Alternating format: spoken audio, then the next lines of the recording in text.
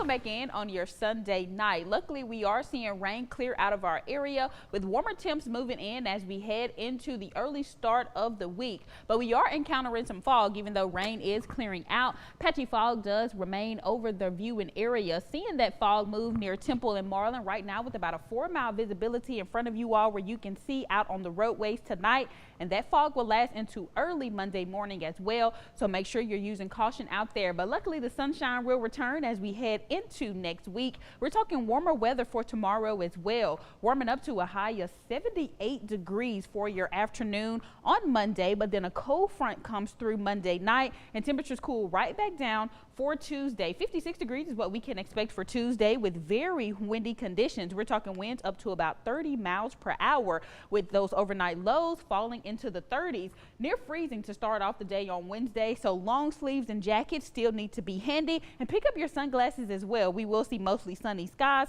over the next several days with no rain at all to worry about. Current winds across the area are still blowing in between about 10 to 15 miles per hour. So we're staying windy throughout the rest of the night. But again, pay attention to the wind direction. It's pushing in out of the south, meaning we're getting warmer air moving in, and that's why we'll see those temperatures increase for tomorrow before we see that cold front. Winds gusty up to 21 miles per hour right now over Comanche, and we're going to hang on to that for the rest of the night into early Monday morning. Expect much of the same with wind gusts for tomorrow ranging between 20 to 25 miles per hour. And then once that front moves through Monday night nearing that 9 p.m. hour, you see now those winds are turning out of the north. Winds are still gusty up to 20 miles per hour, and then headed into Tuesday, that's when they can reach up to 30 miles per hour as early as 9 a.m. on on Tuesday morning. So again, make sure that if you haven't already, to secure your outdoor decorations. You don't want them blown away from the very gusty winds